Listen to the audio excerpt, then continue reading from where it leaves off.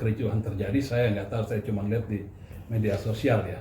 Tetapi kami selaku praktisi hukum ini juga merasa kaget dan kecewa. Kami sendiri melihat kejadian tersebut malu. Bukan kami yang mengalami, tapi kami yang melihat malu sebagai praktisi hukum ini. Karena apalagi kita etika orang timur, ya, sopan santun, beradab, gitu. Nah, melihat kejadian seperti itu yang arogansi di dalam ruang persidangan, menghardik hakim, menghardik petugas pengadilan, menghardik polisi yang mengamankan situasi persidangan ini jelas melukai wajah peradilan kita. Kami turut prihatin atas kejadian tersebut ya, karena ini adalah sejarah terburuk peradilan di Indonesia ini, gitu. Apalagi sampai bentak mungkin biasa. Dia maju ke meja hakim, dia tunjuk, dia bentak majelis hakim di situ, orang pengadilan, petugas peradilan di situ. Ini kan nggak benar menurut saya nih. Ini di mana etikanya? Bolehlah mereka jagoan lah, bolehlah mereka preman lah dengan bajunya seorang advokat. Tetapi juga bukan cara itu di dalam ruang persidangan. Kalau di luar persidangan silakan aja, mau adu jotos juga silakan. Tapi kalau dalam persidangan, hormati. Yang berkuasa di dalam ruang persidangan adalah majelis hakim. Yang berhak mengatur jalannya persidangan, majelis hakim. Kalau mau ganti majelis hakim juga bukan tata caranya lari ke depan, oh ganti, nggak benar, koruptor itu, nggak benar itu, kan bahaya. Bukan hanya contempt of court kalau saya, itu udah pidana itu ada sanksinya, pasal 280, 281 kan jelas itu. Kang Doni, sebelum masuk ke bentuk-bentuk pelanggaran, komentarnya terkait salah satu pengacara naik meja gimana nih? Nah, itu lagi kan saya bilang, kita ini bangsa timur, bangsa Indonesia, orang timur. Kita dikenal dengan sopan santun, dengan adab kita, ya. Jangankan di ruang pengadilan, kita di restoran kita naik ke meja aja juga udah nggak pantas banget.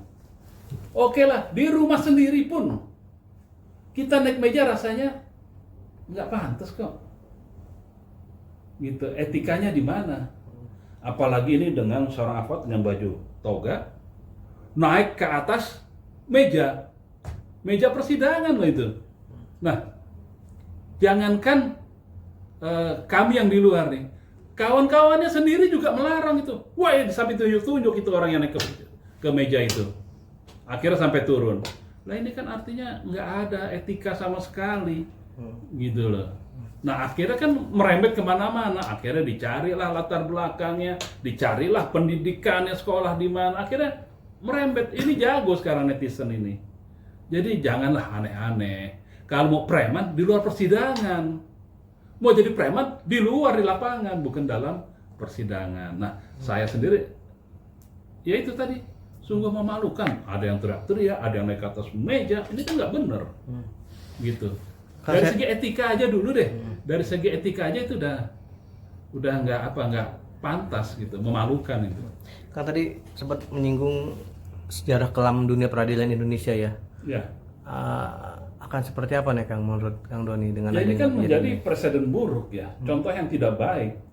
Jangan sampai nanti adik-adik kita, junior kita ini, advokat junior ini kan, dengan kita intimidasi seperti itu, nih kayaknya kita bisa bagus nih hasilnya nih. Persidangan bisa kita tekan nih, majelis bisa kita tekan nih dengan arogansi, dengan bentak-bentak di persidangan, dengan kita mengusir-ngusir petugas yang mengamankan persidangan. Nah, ini kan menjadi presiden buruk. Ini jangan sampai menjadi jurisprudensi yang tidak baik. Ini kan bahaya gitu ya. Nah, mudah-mudahan seperti ini janganlah ditiru menurut saya. Ini jangan ditiru dan berakibat akan dapat dipidana. Perihal alasannya yang minta untuk sidang terbuka untuk umum dan media, itu masuk akal gak sih kan sampai seperti itu gitu? Kami kan nggak melihat apa yang dimintakan, apa nggak ada kejadian. Tapi kalau kami meraba, ini kan soal asusila ini. asusila ini kan menyangkut kepada ada korbannya yang mungkin nanti akan mempermalukan, dia bukan mempermalukan, akan malu si korbannya sendiri kalau ini dibuka secara terbuka untuk umum. Ini dugaan saya ya, kasusnya asusila ini, karena nanti korbannya ya misalkan kita anggap ada pemaksaan, ada dia menikmati apalah apa, ini kan yang nggak pantas untuk didengar secara umum. Makanya hakim ini juga kan hakim ini punya pertimbangan lain, harus tertutup, yaitu tadi kemungkinan ya, ini kemungkinan proses asusilanya, pertanyaannya, nanti jawabannya ya akan kemana-mana, membuat yang nggak baik lah didengar orang banyak.